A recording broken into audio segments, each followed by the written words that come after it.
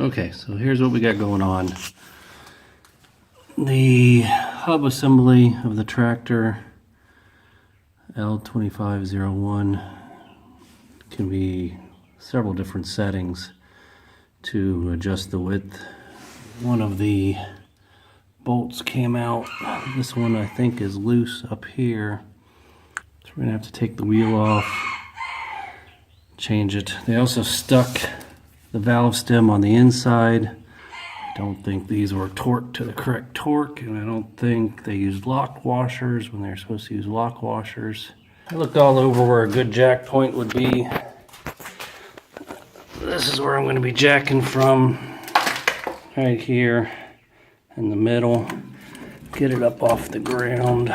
So stuck some straps up top here, up to the shipping container tops to help from tipping left and right.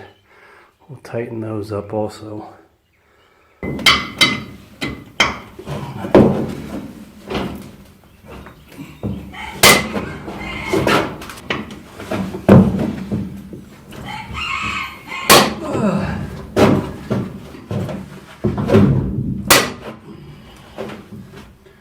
I think that's all 6 on this side. I already got the other side. Yeah. Jack it up a little bit more. Okay, we're gonna jack this up to get the wheels a tiny bit off the ground now that the lug bolts are broken loose. I'm gonna jack it a few more times to make sure those wheels are truly off. I think these wheels are going to weigh a ridiculous amount, so I don't know if I want it too much off the ground, because I don't know if I'll be able to lift them by myself. Let's find out.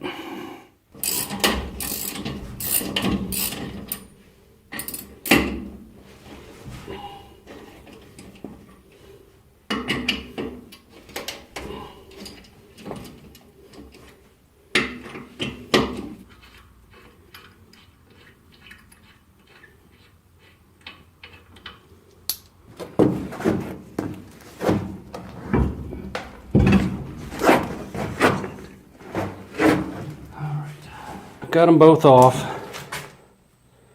Tractor looks ridiculous without its wheels on. Keep in mind, this tractor only has 7 hours on it. Whoever assembled this hub did a horrible job. You can see, as we showed before, that one came off. Again, only after 67 hours. This one is about to come off. I haven't loosened these or done anything. You can see part of the problem, this is not a lock washer. This is just a washer. So it's supposed to have a lock washer on here. So all 4 of them are going to fall off. I haven't broken any of these loose. You can see they all come off with the hand. I gotta be careful, I lose it. I ordered from Essex. They looked up the part numbers for me. Here's the bolt that they shipped me. Nuts, and I haven't opened them up yet. There's the lock washers. See, it's got a break in it to prevent these things from coming loose. Okay, so we took the nuts off and the crappy washers, and this thing's gonna just come out. Then spin that hub around, have it point inward to catch. I'm still going to leave the valve stem on the outside so I can get to it. And I'm going to leave these nuts on the outside so I can check their torque occasionally, make sure they're nice and tight. I don't want to have to do this again. So let's flip the hub around and see what it looks like. I'll be back. Wedged a 2x4 on this side with a lever, lifting up that side a little bit. Put the same setup on this side. There's no picking this thing up. So I'm going to try and lift on this side and at least get one of these holes in. We're going to try a new strategy to get this wheel on. It's not lifted up high enough, but I was able just to wheel it over and enough times get that to line up with on the side. the bolt. And I'm gonna go ahead and put a nut on that. Then I'm gonna turn the other wheel and see if I can't raise this bolt up and lift the tire in the process. On just enough to keep it from falling off. Then we go to the other wheel, turn it the opposite direction. Just to go left in. There it is. So we got that on video. That was much easier than the other side, trying to use levers. I'll be curious to see how much this thing weighs. I'll have to Google it.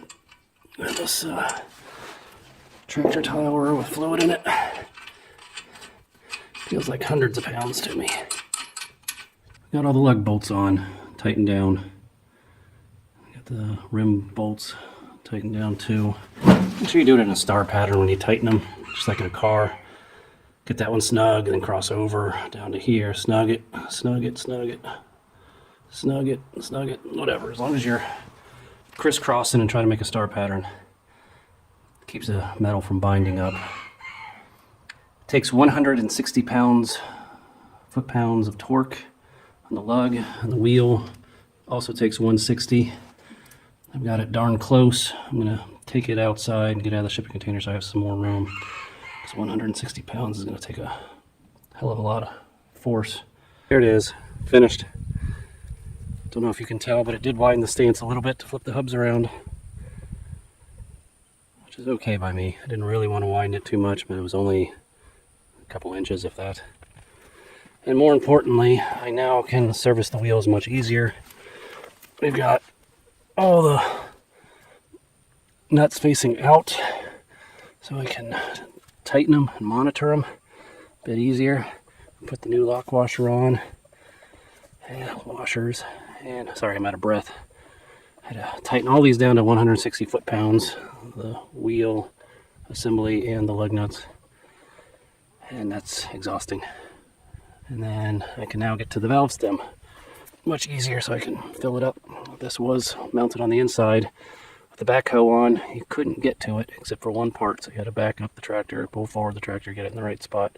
But now I just got to make sure it's at the top, easily seen, so that the water doesn't come out when I try to fill it up. Thanks for watching. Please subscribe.